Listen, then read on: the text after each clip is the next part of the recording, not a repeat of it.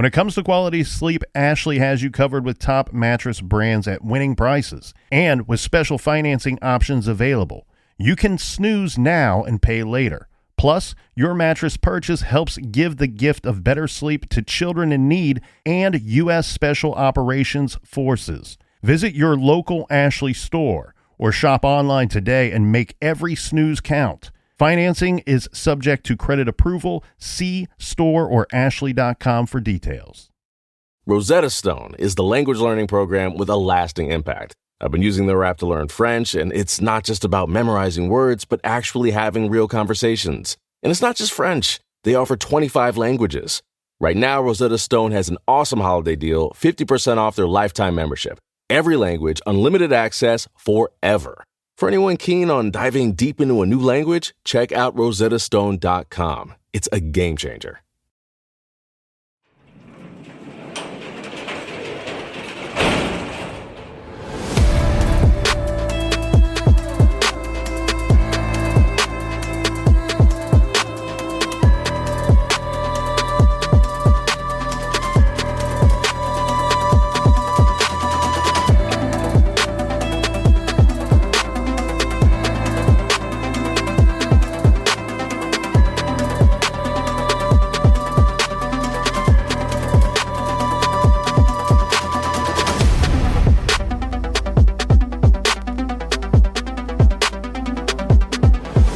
Welcome to True Crime Garage. Wherever you are, whatever you are doing, thanks for listening. I'm your host, Nick, and with me as always, ladies and gentlemen, Billy McBigbills. Sorry, wrong show. My bad. Ladies and gentlemen, it's the captain, of course. Well, my name in high school was Billy McBigbutt. It's good to be seen and good to see you. Thanks for listening. Thanks for telling a friend.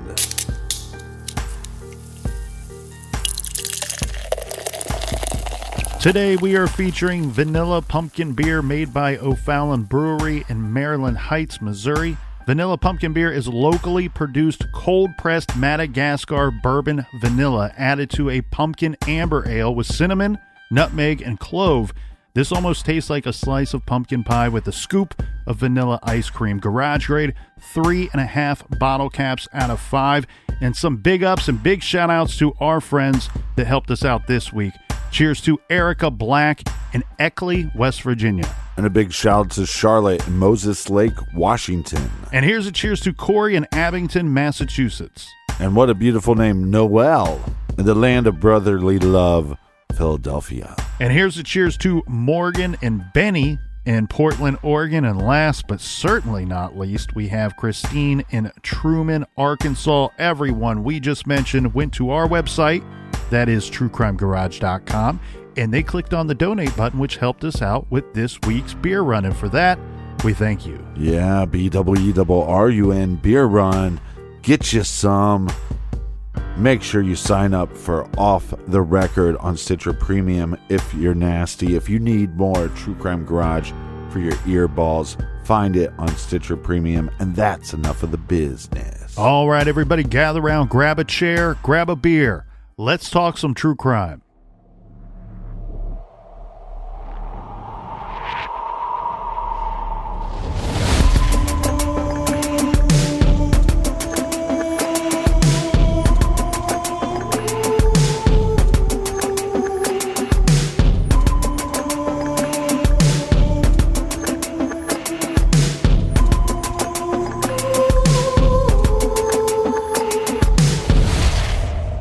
We're keeping a close eye on a missing persons case in Dallas County, Missouri. 33-year-old Cassidy Rainwater is missing. She went to high school in Harrisonville. Her case is drawing a lot of attention on social media due to the circumstances. Investigative reporter Angie Ruccono has been tracking the developments and joins us from the newsroom. There is so much mystery and intrigue in this case that has fueled social media speculation. 2 men have been charged with kidnapping, inflicting injury, and terrorizing. That's James Phelps and Timothy Norton. The sheriff posted on Friday, more charges are expected in the coming days. We are watching for that.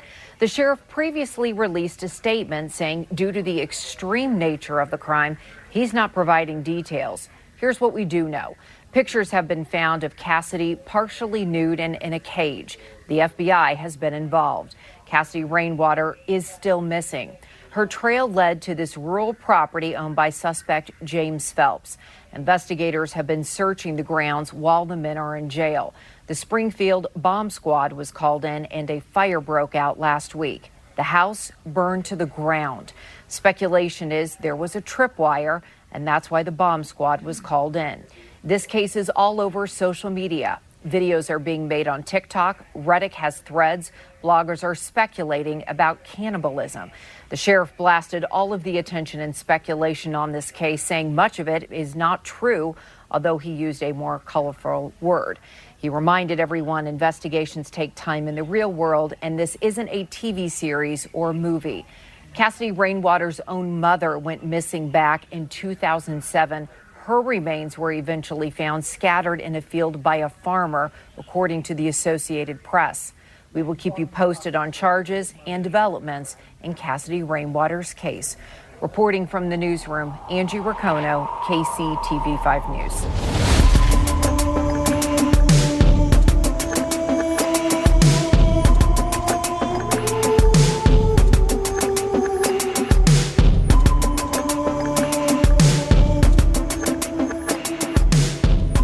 When we left off yesterday, Captain, we were about to go through the rumors coming out in this case, but before we get to those rumors, a couple of updates that I was able to confirm in regards to some questions we had about the case. This is in regards to the tip that came in. We were wondering how that situation all came about. There's a little bit of information on that. And regarding the photos that were found on Phelps's phone. So, a couple quick statements that I found in September, the FBI's Kansas City office. So it was the Kansas City FBI office that received an anonymous tip from a person who says they shared photos, including one of what appeared to be Rainwater's partially nude body inside a cage. So it doesn't completely clean that up for us, but again, this story is not necessarily breaking news, but it's still very new, and we're still waiting for a lot of information to come out. So now that we have some confirmation as to how that tip came about, wanted to make sure we included it here. Also, in regards to his phone, there's a statement in an article that now says authorities arrested James Phelps on September 16th after seizing his cell phone and discovering 7 photos of partially nude Cassidy Rainwater being kept inside a cage, according to court records. So they seized his phone before they arrested him, finding those photos. Right. Now, again, some of the rumors in this case include the finding of meat hooks on the property, on the Phelps property by law enforcement officials, acts of cannibalism, additional victims, possibly the remains of up to 12 or 13 people found on the property, additional suspects, caged victims, and transporting kidnapped victims or remains across state lines, and that these two may even be responsible for the missing Springfield 3, may have been involved or responsible for the Springfield 3 case. We'll address each one of these as we go along here, but just in case someone is not familiar, the short wiki version of the case, the Springfield 3 case details are that the Springfield 3 refers to an unsolved missing persons case that began on June 7th, 1992, when friends Suzanne Streeter and Stacy McCall and Streeter's mother, Cheryl Levitt, all went missing from Levitt's home in Springfield, Missouri. All of their personal belongings, including vehicles and purses, were left behind. There was no sign of a struggle except for a broken porch light globe. There was also a message on the answering machine that police believe might have provided leads in the disappearances. And as you remember, Captain, that was inadvertently erased. So the police were only able to be told what the message said secondhand. Now, longtime listeners know that us two, ya boys, the Garage Guys, we covered the Springfield 3 case back in April of 2017. Wow, that's starting to feel like a long time ago. This would be episodes 97 and 98, should anyone want to go back deep into the catalog and listen to those fascinating episodes. In those episodes, we reviewed a lot of suspects in the Springfield 3 case. but of course not James Phelps and Timothy Norton, because these two, who it looks to me are obviously guilty of something, and unfortunately it appears to be that the something or some things that they are guilty of are some pretty heinous and horrific acts. But Phelps and Norton were unknowns back in April of 2017, unknowns to us and everyone else.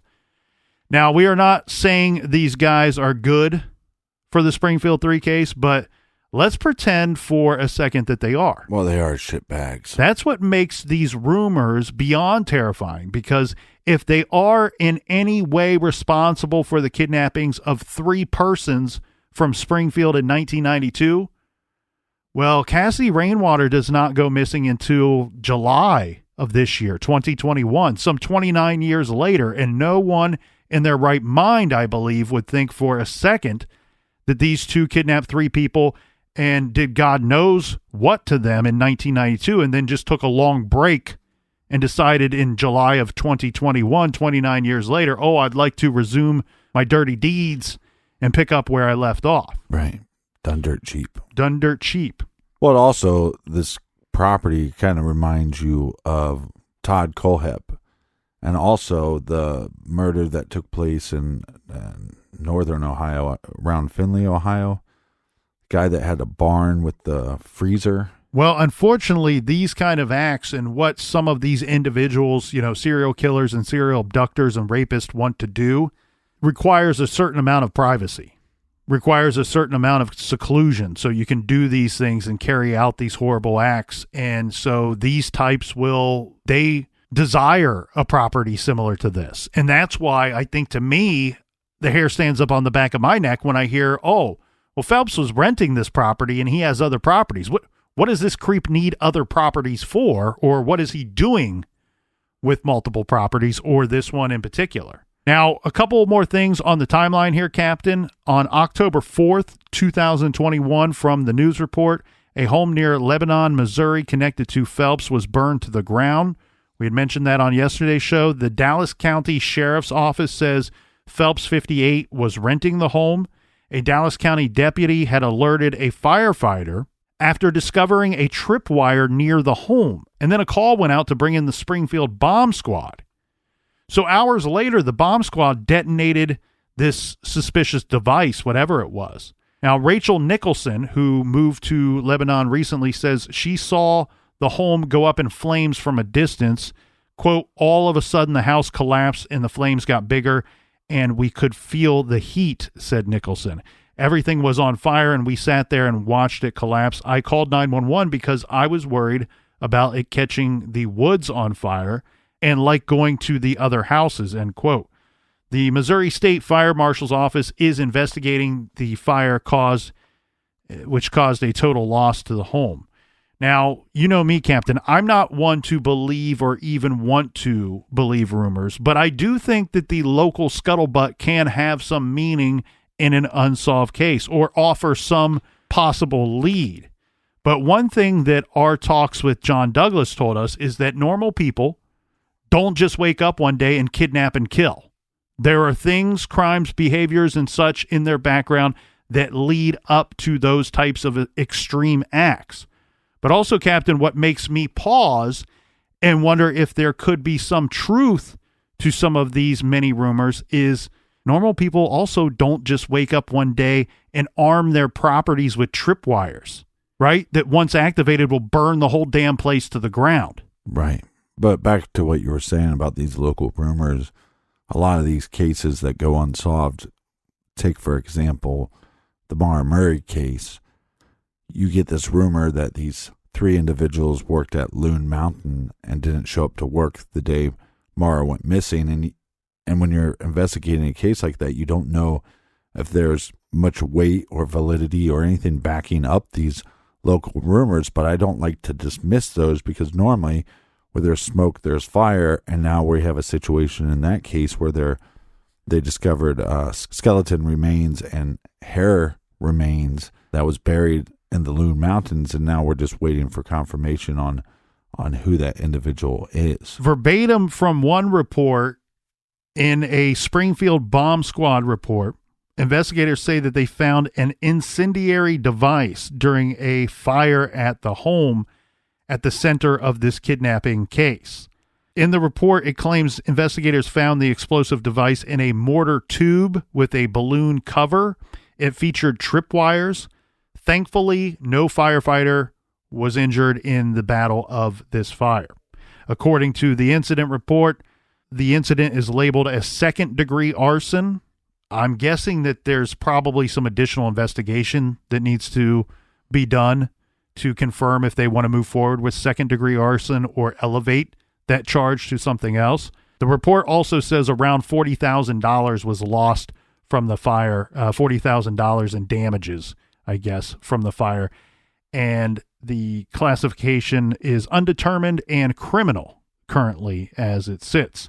On October 5th, Phelps and Norton both appeared before a Dallas County judge via a webcam, both represented by different public offenders. During this hearing, prosecutors asked for 45 days until the preliminary hearing due to the number of witnesses needed. The state asked for 45 days, but the defense objected based on state Supreme Court requirements that allows for only a 30-day period. This is because they're being charged, they're being held in the jail, they can't leave until they have this preliminary hearing. And at their defense, they're going to point out, look, if these guys aren't guilty, you can't keep them here forever. Right. Dallas County prosecutor Jonathan Barker said that if he still isn't ready to proceed after 30 days, that he will file a motion for more time. A judge set a preliminary hearing for November 5th, starting at 9:30 a.m. So convenient or not convenient, this fire goes down right before they're about to have their first encounter with the judge via webcam. After that goes down, the investigators, they return to the scene of the fire during daylight hours to analyze the area, trying to figure out how the fire started to begin with. Unfortunately, having the task of looking for more tripwires, right, to make sure that they themselves are not in danger while being present on this property. A woman who lives near the home, she wanted her to conceal her identity for her own protection, of course, says, quote, "If these people have committed such horrible crimes as they are accused, I hope the legal system prosecutes them to the fullest extent. I am very upset by it." Captain, let's get into the rumors, and I want to start off with just the location itself. Windyville, Spookyville, some call it. Now, depending on where you are in the great city of Springfield, Missouri, and the small unincorporated town of Windyville, we're talking about an hour to an hour and 20 minutes drive time from Springfield to Windyville. So to me, when one of the rumors says that these guys might be or may have been involved in the Springfield 3 case, I mean, it does sound like a stretch a bit, but keep in mind the proximity. And I'm happy that the good folks of this area refuse to just forget about 3 missing women, no matter how old the case is. Yeah, it's one of the most popular true crime cases of all time. You can't just let it go. Correct. And I think that it's not just the proximity that some think that these guys could be involved, but the key thing here is the van. There was a van that was found on the property. So there's overhead photographs that were taken of this property that was burnt down, basically, and people saw this van. Well, there was rumors to believe that that's how the Springfield 3 were abducted, was a guy using a van. But I also think you put these 2 individuals in a time frame, they're old enough that they could have been involved. And also, there being 2 of them. Right. It would make sense, or at least it was considered at the time. In our episodes, we referenced several suspects. Some of them were groups of people or more than one individual. And anytime you have a case where you have multiple victims, especially trying to corral them, move them from place to place, that can be very difficult. And it gets a little easier the more perpetrators that you have involved, unfortunately. So with this speculation here, it's not just the proximity. And as you pointed out, these guys are old enough to have been involved in something heinous back in 1992. But the major connection is the van. We have a van in the Springfield 3 case, and now we have one being found on their property. The van found on the Phelps and Norton property, that's the big link here, in my opinion. And some people are saying online that this resembles the van that police were looking for back in the summer of 1992. Here is the infamous van tip received by police in 1992 in regards to the missing 3 women from Springfield. And this is taken from our old episode. Another tip. This one came in about 9 or 10 days after the disappearance, but around 6:30 a.m., June 7th, 1992. This would be just hours after the last time the 3 women were last seen. A woman was sitting on her front porch.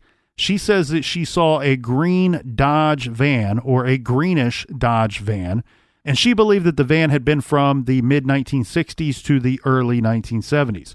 She also said that the van was out of place, not a vehicle owned by any of the neighbors on the block. Furthermore, she noticed a young woman in the driver's seat that appeared to be very distressed. The witness claimed hearing an unidentified male voice speaking to the driver saying, "Back out slowly and don't do anything stupid." The delay for her reporting this was just simply she was unaware that anything was going on. When she finally heard about the missing women, that's when the witness made the call and told authorities the woman driver she saw was definitely Suzanne Streeter, one of the Springfield 3. Considering this testimony to be credible, local police at the time decided to buy the same modeled van, paint it the color the witness believed it to be, and parked it out front near the police station with a phone number to contact the police for any tips and information. So they want to make sure that nobody misconstrues the information that they're putting out there. This is the type of van that we're looking for. We're not just going to draw it for you. We're not just going to put it out on a poster for you. This is a physical representation of the van that we believe that we're looking for in this case. Have you seen it? Do you have any information? Let us know. It's a really smart idea because it's similar to like when you buy a Jeep, all of a sudden you start seeing those Jeeps everywhere. And even that color. Like maybe you're like, well, I'm going to buy that charcoal Jeep. I don't ever see a charcoal Jeep. And next thing you know, that's all you see. So I think it's a very smart tactic by law enforcement. With this move from the Springfield police back in 1992, traction in the case started picking up again. This when a paperboy doing his deliveries described seeing this similar type of van, but he says the one he saw was brown and states that he saw the van when it was dark outside, so could not be certain of the actual color of the van. Over time, more tips came in and the color of the van changed several times. So this really great lead ends up turning into confusion a bit in the Springfield case. But again, as said, that tip was really at the center of the Springfield 3 investigation. So it's no wonder that it has stayed in the minds of locals. And in fact, when we were researching that case and retelling the story and talking about the case here in the garage, it's one of those weird stories that you almost can visualize what that witness says that she was seeing early that one morning, which again would have just been hours. It's speculation, but it's speculation coming from law enforcement just hours after the believed time that they were removed from the home. Well, and all law enforcement can go off as eyewitnesses of the past and eyewitnesses of an event that took place so long ago. It's not like they can test this van in some way to let them know that it's the same van that was used in the disappearance of the Springfield 3. The thing with the photos that I saw, Captain, it looks to me like the van may have been inoperable before the fire. Right. That nobody was using the van. It actually looks to me like somebody had taken the tires off of this thing. But if it's inoperable, then one has to wonder, don't you get curious and go, well, why are you holding on to this thing? Why are you so reluctant to let it go? Is there something that you're trying to hide? Now, again, I can't tell because I'm just looking at photos and we don't have any of the police or fire members to tell us what we are seeing. But it does not look to me, and I hope so, I hope this is correct. Mm-hmm. It does not look to me that the van was destroyed or ruined in the fire itself. That the fire appears to me to have primarily damaged and literally destroyed the cabin. It was burnt to the ground. You can see a wood-burning stove that was once probably in the center of that cabin. You can see the wood-burning stove, metal, and still standing there, right. And the debris, the burnt remains of what was the cabin surrounding it. If this van has carpet lining, maybe you can take the carpet and test it for DNA. And as far-fetched as this idea or this rumor possibly is, this is not the craziest of the rumors.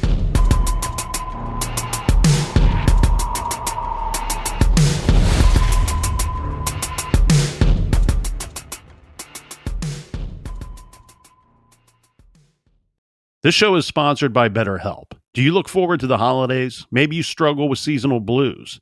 This time of year can be a lot, and it's natural to feel some sadness or even anxiety about it. But adding something new and positive to your life can counteract some of those feelings. Therapy can be a bright spot, something to look forward to make you feel grounded, and to give you the tools to manage everything going on. If you're thinking of starting therapy, give BetterHelp a try. It's entirely online, designed to be convenient, flexible, and suited to your schedule. Just fill out a brief questionnaire to get matched with a licensed therapist and switch therapists at any time for no additional charge. Find your bright spot this season with BetterHelp. Visit BetterHelp.com/garage today to get 10% off your first month. That's BetterHelp, HELP.com/garage. Dreaming of overseas adventures or connecting more deeply with family from afar? Rosetta Stone bridges the language gap. I've tried others, but Rosetta Stone's immersive lessons and voice feedback technology are game changers. Dive into 25 languages by learning intuitively, just like when you were a kid. And here's the holiday sparkle. Grab a lifetime membership now and save 50%. Gift yourself the world. Head to rosettastone.com now and save 50%. You can start your day off right when you find a professional on Angie to get your plumbing right first. Connect with skilled professionals to get all your home projects done well. Visit Angie.com. You can do this when you Angie that.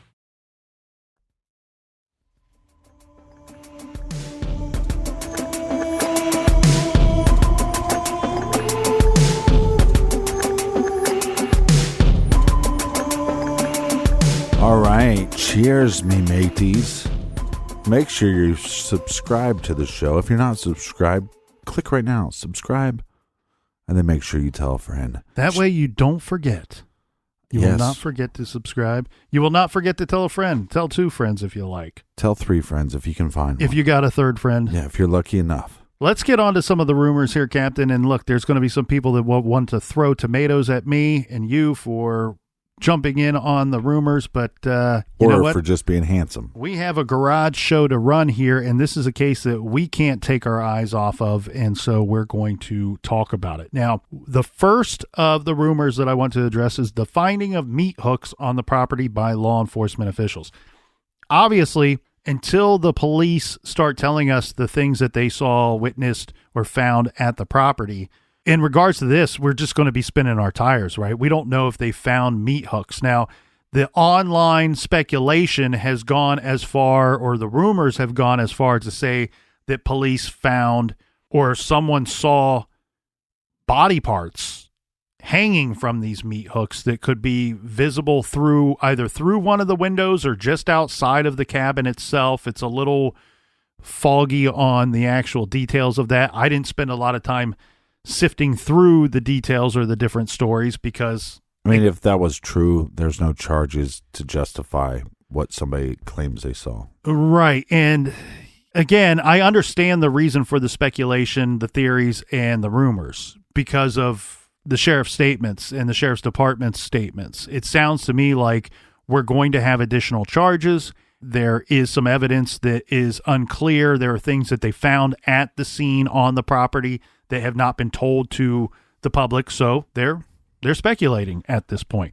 Now, to me, some of these rumors sound very Texas Chainsaw Massacre-ish, something that you would see on the big screen and not even in that great of a horror film to begin with. Meat hooks with parts hanging from them, I don't know. Well, that kind of goes along with some of the claims of cannibalism. This is all over the map as far as the rumors go of cannibalism. One, that Phelps is participating in this, that's part of the reason why he's killing people, that he has victims to begin with, that Norton might be involved in this cannibalism as well, consuming human remains. Yeah, I think people know what cannibalism is. There's a lot of these different rumors out here, so I'm kind of sifting through them one at a time here. Make sure they're clear. One, that they may have served some human remains to another individual or individuals that unknowingly consume them. One of the rumors is that they found human meat being stored on the property. Wow. Other rumor is that he was in the act of consuming, that Phelps was in the act of consuming human remains when police arrived on one, or if not their first visit. Again, these are all things that sound like they're not just out of a movie, but out of a really bad movie at that. Yeah, but meat hooks isn't that far of a stretch. I mean, a lot of people use things like that in hunting. If they kill a deer, they would hang the deer by the meat hooks. That's right. They sell meat hooks for other purposes than committing these horrible crimes. And as we stated earlier, that's interesting that you bring that back into the fold here, Captain, because we do know that one of these individuals that was living on the property has been charged with some type of game warden misdemeanor charges at some point in their life. So these could be active outdoors men. I do want to give our promo code for the Whopper. This portion of the show is sponsored by the Whopper. The other rumors are that there are additional victims. And specifically, it's been stated that possibly the remains of up to 12 or 13 people have been found on the property. I think that this rumor comes from speculation that the police, the sheriff's department, they spent a lot of time at the scene. Well, I think the first thing that you do, you're still looking for Cassidy, right? Right. So you're going to bring in scent dogs, but on top of that, worst case scenario, you're looking for a body. So you bring in cadaver dogs. Now, cadaver dogs could hit on different parts of the property, and that would lead them to have digs to look for her. And in that process, they could have found other remains. Possibly. The other thing that I wonder, too, that I think fuels the fire a little bit, again, that the amount of time that they've spent on this property, that doesn't mean that they found a bunch of stuff. It could mean, as you're pointing out here, Captain, simply that what they're looking for, they have not found yet, and they're refusing to leave that property until they either find it or know that it's not there. And that item could be, as you said, Cassidy Rainwater's remains. But there's no reports from law enforcement that they discovered her body yet. Or anybody else's for that matter. Which, again, makes me wonder who they're connected to as far as the sex offenders that are connected to the property, and who are their connections. And is it possible, like you said, here could be a situation where Phelps is renting this property, he kidnaps the person, then they cage the individual, and then because Timothy is a truck driver, that he then transports the victim somewhere. Yeah, that is one of the thoughts and one of the other rumors here. As far as additional suspects go, and as far as the registered sex offenders go, it could be something as simple as years ago, a registered sex offender rented that same property that has nothing to do with Phelps or Norton at all, that they don't even know that individual.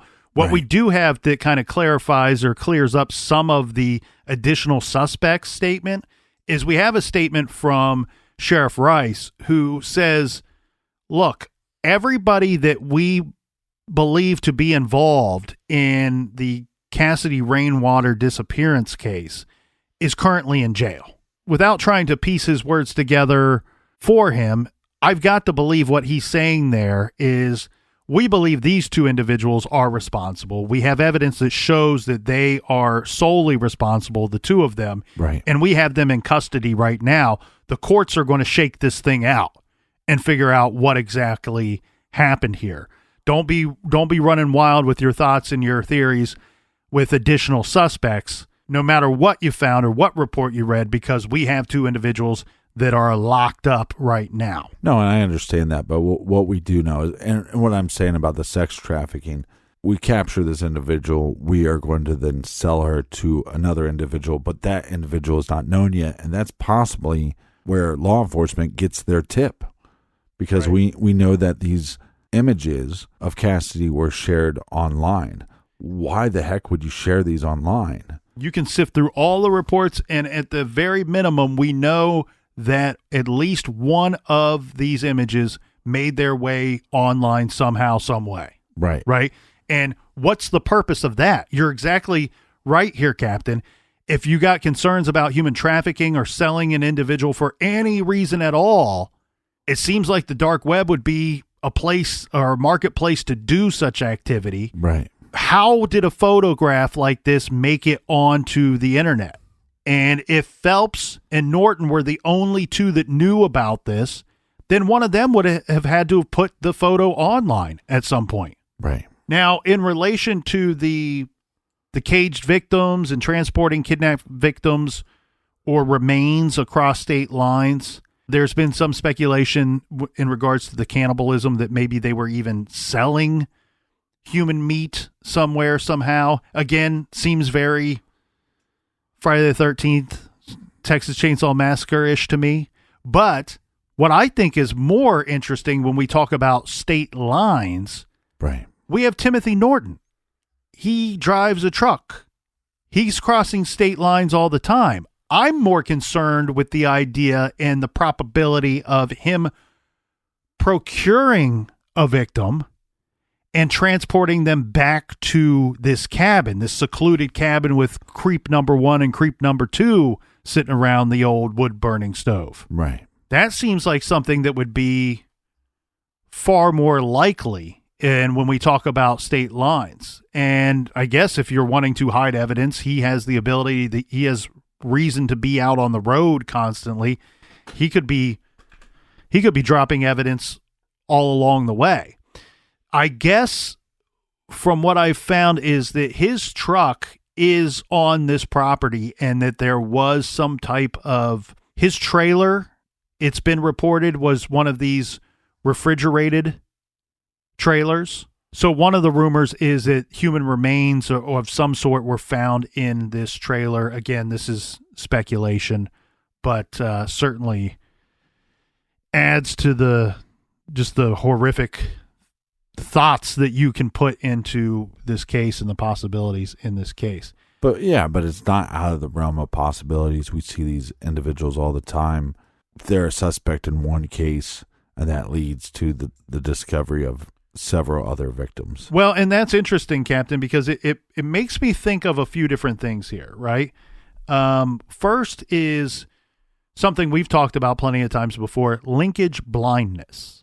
Right? For years, John Douglas and his team were trying to point out to sheriff departments and police departments across this country to not be blinded to the possibility of linking these unsolved homicide cases together.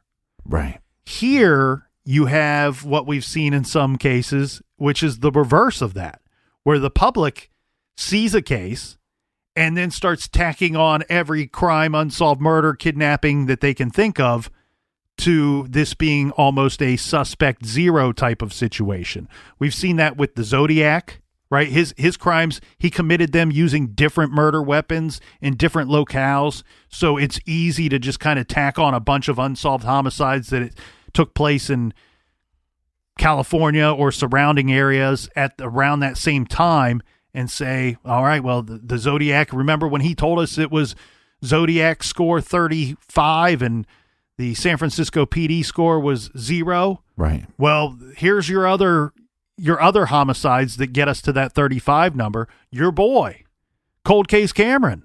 He's told us that Ed Edwards killed every person you could ever think of. He's not my boy. I know. I joke. It's a funny theory. Cold Case Cameron, he's got some interesting theories on Ed Edwards. Maybe it's like shooting fish in a barrel. At some point, if you just throw enough of them out there, you're going to be right on one or two of them. Yeah. This reminds me also of Bruce MacArthur from Canada. The Canadian serial killer. He was putting the victims' remains in planters, right? He was just burying them in the planters, right? Because we had the Jimmy Rice case, which that monster that killed that boy, he cemented or concrete. I don't know that there is a difference between the two. Right. I'm a dumb guy that hangs out in a garage all day. I don't know the difference between cement or concrete. And we sniff glue. But he huff and paint.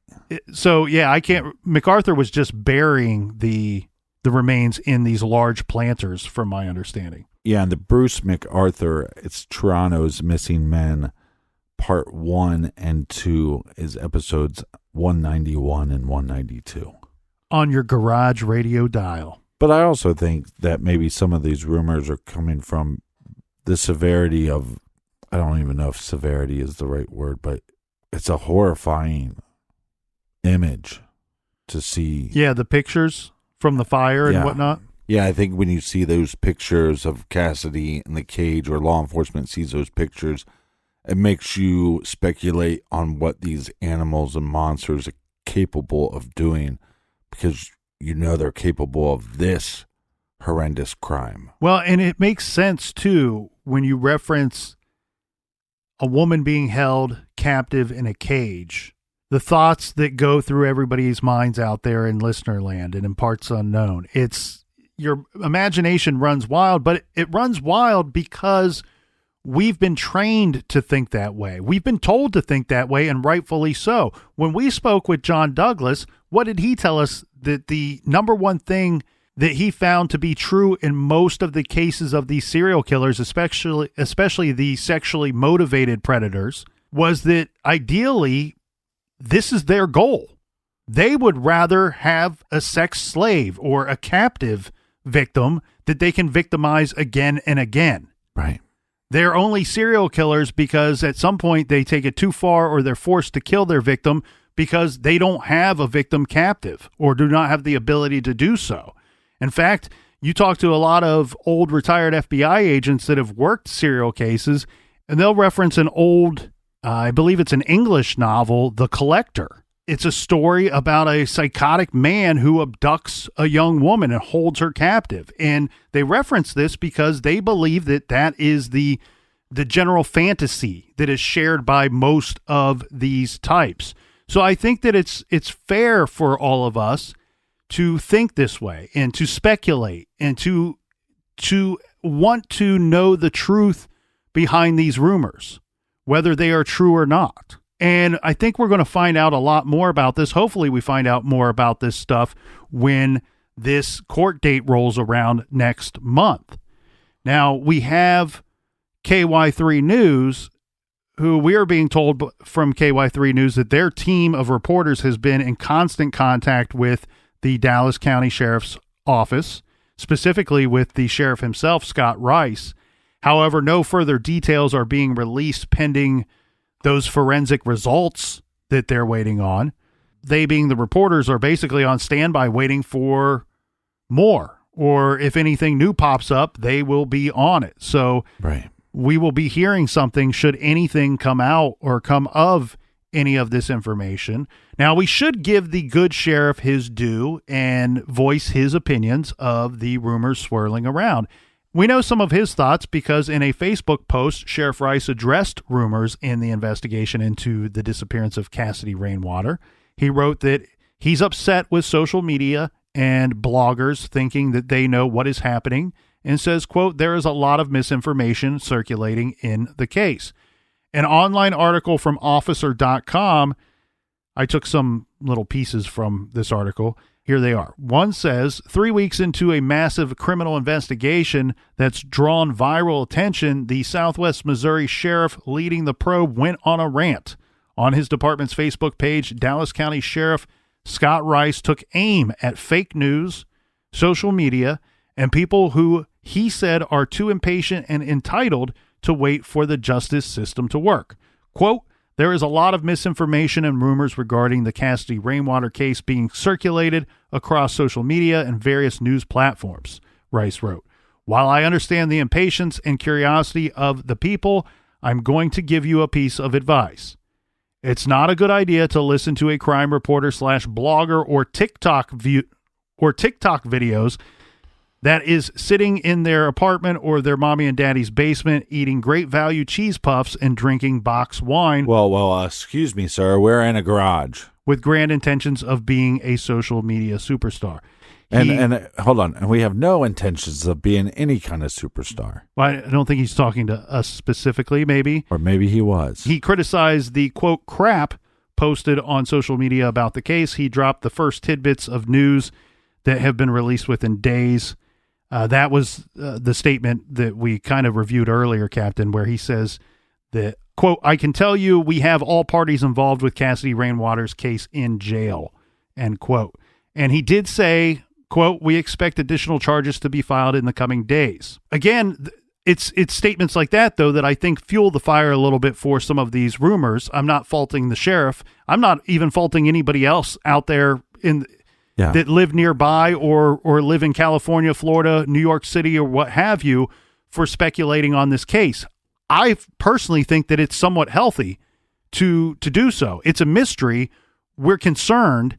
And we're trying to figure out what exactly happened. So, well, at the end of the day, we're humans, and there was a human that was in these pictures in a cage. Cassidy was a real person. We want to know what happened, and we don't have answers to that. So yeah, we're going to speculate, but we got to remember what John Douglas told us. Remember when he said, "True Crime Garage, you guys are the best to ever do it."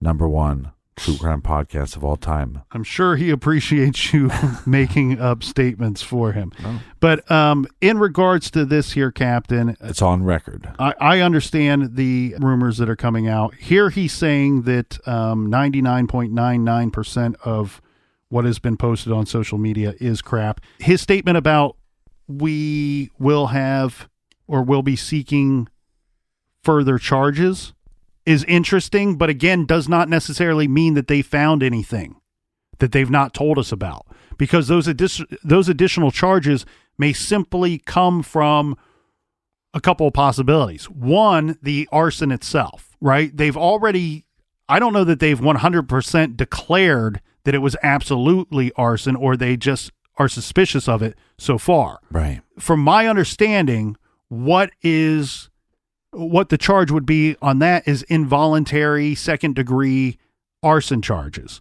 Well, that very easily could elevate itself to first-degree, involuntary, or premeditated arson.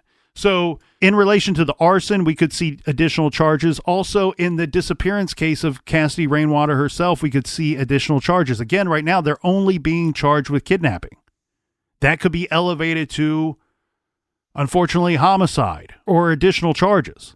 So it's likely, and it's likely that we will see additional charges. I think that. And what I hope is that they didn't stay on that property for as long as they did because they couldn't find anything else. Right. And again, that goes back to my thoughts.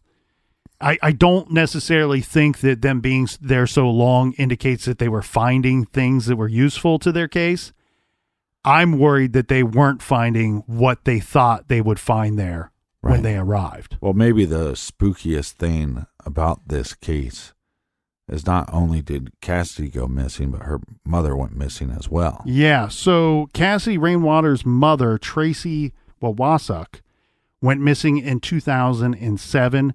Based on previous KOLR 10 reporting, her mother, Tracy, her remains were found scattered in a field near Lebanon a year later. So went missing in 2007. Her remains are found scattered in this field that's not incredibly far from Windyville. It's not, real close to this property, but it's in the same part of the state as where these two individuals live. This article that I found goes on to say here, Captain, quote, it was unusual. Some of the statements made by people that will have to go on with the new evidence we have here and see where it leads us. And this is what the Lockleed County Sheriff Richard Wrinkle is telling the news. And this was his statement to the news after the remains themselves were found. Now, from my understanding, Tracy's disappearance was reported as suspicious, but no cause of death has ever been released on her case, and no one has ever been arrested in that case. Yeah, but if her remains were scat, pretty much assume it's homicide. We do have the Lockley County coroner, Steve Murrell, who tells Ozark First it's still an open case. This in regards to Cassidy's mother. And Murrell says that at this time, he does not believe that there is any connection between Cassidy's disappearance and her mother's death. Again, her mother went missing in 2007, and then remains were found the following year. Maybe it's not likely, but it's not impossible. And hopefully we get more answers for Cassidy Rainwater as these two monsters go on trial.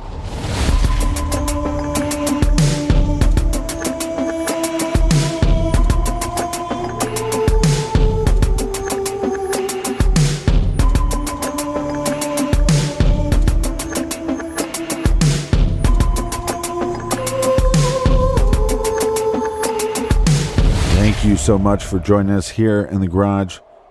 Thanks for being our best friends. Very best friends. Best friends in the whole world. If I could hug you right now, squeeze and kiss you. I'm mind hugging every one of you. I will hug. Yeah, I'm mind hugging and whispering into your ear. It's good to be seen. All right, Colonel, do we have any recommended reading for the beautiful listeners this week? This week, for the beautiful listeners, we are very proud to recommend a book called Summary Judgment, a Lawyer's Memoir. This is by Don Cameron Clark Jr. For those of you that are nasty and you subscribe to Off the Record from Stitcher Premium, our other show that's sweeping the nation, you know what I'm talking about, because on episode 140, we spoke with Don Clark Jr., the author and former lawyer. During the summer of 1984, 20-year-old Tommy Hamilton was the product of a deprived childhood. He shot and killed his boss and then became a convicted murderer. Tommy was sentenced to death, but before facing the electric chair in Alabama, there was one final appeal that offers the chance to save Tommy's life. This book is about that case and attorney Don Clark Jr.'s involvement to spare Tommy of the death penalty, even if he was not truly innocent. This is a must-read. Make sure you check out Summary Judgment, a Lawyer's Memoir by Don Cameron Clark Jr. You can find that great title and many others on our website's recommended page at truecrimegarage.com. And if you need some music for your earballs, the music that I do, that I produce, that I create for the show, you can find on Spotify or Apple Music. Just search True Crime Garage and click on the artist link. And until next week, be good, be kind, and don't let it.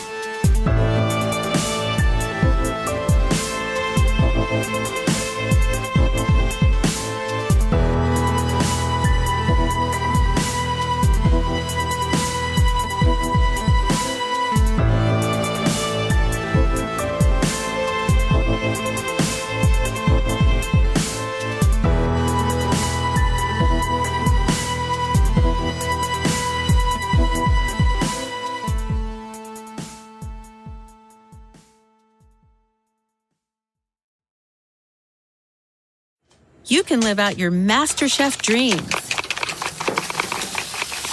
when you find a professional on Angie to tackle your dream kitchen remodel.